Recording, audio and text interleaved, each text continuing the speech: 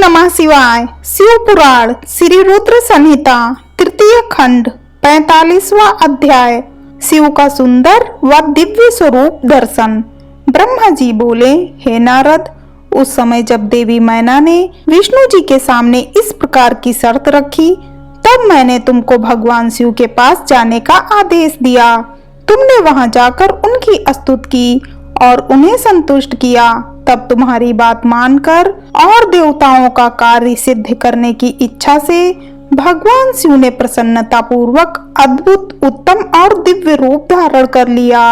उस समय भगवान शिव कामदेव से अधिक रूपवान लग रहे थे। उनके सुंदर रूप लावण्य को देखकर तुम प्रसन्न होते हुए तुरंत देवी मैना के पास उन्हें यह शुभ समाचार देने के लिए चले गए।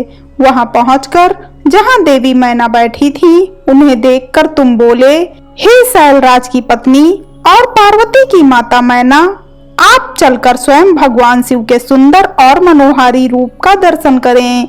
यह समाचार पाकर देवी मैना की प्रसन्नता की कोई सीमा न रही। वे आपको अपने साथ लेकर भगवान शिव के दर्शन करने के लिए चली गईं। वहां पहुंचकर मैना ने भगवान शिव के परम आनंददायक सुंदर रूप के दर्शन किए। शिव जी का मुखारविंद करोड़ों सूर्यों के समान तेजस्वी, सुंदर एवं दिव्य था। उनके विशाल मस्तक पर चंद्रमा सुशोभित था। सूर्य ने उनके सिर पर छत्र धारण कर रखा था। भगवान शिव प्रसन्न मुद्रा में थे। वे ललित लावण्य से युक्त, मनोहर, गौरवर्ण, चंद्रलेखा से अलंकृत होकर बिजली की भांति चमक रहे थे। विष्णु सहित सभी देवता एवं ऋषि मुनि उनकी प्रेम पूर्वक सेवा कर रहे थे। उनके शरीर पर दिव्य अलौकिक सुंदर वस्त्र व आभूषण शोभा पा रहे थे। गंगा और यमुना चंवर झुला रही थीं और अणिमा आदि 8 सिद्धियां मुग्ध होकर नाच गा रही थीं। इस प्रकार भगवान शंकर सुंदर व दिव्य रूप धारण करके बारात लेकर हिमालय के घर की ओर आ रहे थे। उनके साथ साथ मैं, विष्णु जी और देवराज इंद्र भी विभूषित होकर चल रहे थे। उनके पीछे पीछे सुंदर एवं अनेकों रूपों वाले गण, सिद्ध मुनि व समस्त देवता जय जयकार करते हुए चल रहे थे। समस्त देवता इस विवाह को देखने के लिए बड़े ही उत्कंठित थे और अपने परिवार के साथ शिव जी के विवाह में सम्मिलित होने के लिए आए थे। विशु, वसु आदि गंधर्व व सुंदर अप्सराएं भगवान शिव के यश का गान करते हुए चल रहे थे। भगवान शिव के गिरिराज हिमालय के द्वार पर पधारते ही वहां महान उत्सव होने लगा। उस समय महादेव जी की शोभा अद्भुत व निराली थी। उनका सुंदर विलक्षण रूप देखकर पल भर के लिए मैना चित्रलिखित सी होकर रह गईं। फिर प्रसन्नता पूर्वक बोली, हे देवाधिदेव महेश्वर शिव जी, मेरी पुत्री पार्वती धन्य है, जिसने घोर तपस्या करके आपको प्रसन्न किया। मेरा सौभाग्य है कि परम कल्याणकारी भगवान सदाशिव आज मेरे घर पधारे हैं।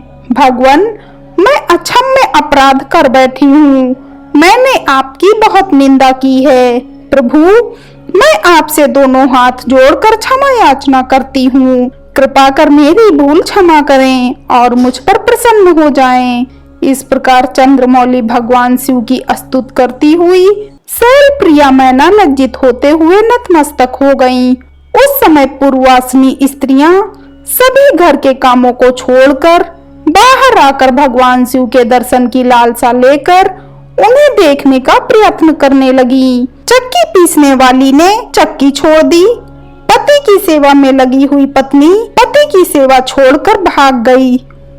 कोई तो दूध पीते हुए बच्चे को छोड़कर भाग आई। इस प्रकार सभी अपने अपने आवश्यक कार्यों को छोड़कर भगवान शिव के दर्शन के लिए दौड़ आई थी। भगवान शिव के मनोहर रूप के दर्शन करके सब मोहित हो गईं। तब सहर्ष शिव जी की सुंदर मूर्ति को अपने मन मंदिर में धारण करके वे बोली, सखियों, हम सबके अहो भाग्य हैं। हिमालय नगरी में रहने वाले नर नारियों के नेत्र आज भगवान शिव के दिव्य स्वरूप का दर्शन करके सफल हो गए हैं। आज निश्चय ही हमने संसार की हर विषय वस्तु को पा लिया है। शिव स्वरूप का दर्शन करने मात्र से ही हमारे सारे पाप नष्ट हो गए हैं। उनकी छवि सर्वथा सब क्लेशों व दुखों का नाश करने वाली है। आज उन्हें साक्षात सामने देखकर हमारा जीवन सफल हो गया है। पार्वती ने उत्तम तपस्या द्वारा भगवान शिव को पाकर अपने साथ साथ हम सबका भी जीवन सार्थक कर दिया है। हे पार्वती, तुम निश्चय ही धन्य हो। तुम पर ब्रह्म परमेश्वर भगवान शिव की अर्धांगिनी बनकर इस जगत को सुशोभित करोगी। यदि विधाता पार्वती शिव का इस प्रकार मेल न कराते तो निश्चय ही उनका सारा परिश्रम निष्फल हो जाता। आज शिव शिवा की इस युगल जोड़ी को देखकर हमारे सारे कार्य सार्थक हो गए हैं। आज वाकई हम सब इनके उत्तम दर्शनों से धन्य हो गए हैं। इस प्रकार कहकर वे पूर्ववासिनी स्त्रियां अक्षत, कुमकुम और चंदन से शिव जी का पूजन करने लगी और प्रसन्नता पूर्वक उन पर खीलों की वर्षा करने लगी। वे स्त्रियां देवी मैना के पास खड़ी होकर उनके भाग्य और कुल की सराहना करने लगी। उनके मुख से इस प्रकार शुभ व मंगलकारी बातें सुनकर सभी देवताओं को बहुत प्रसन्नता हुई। हर हर महादेव।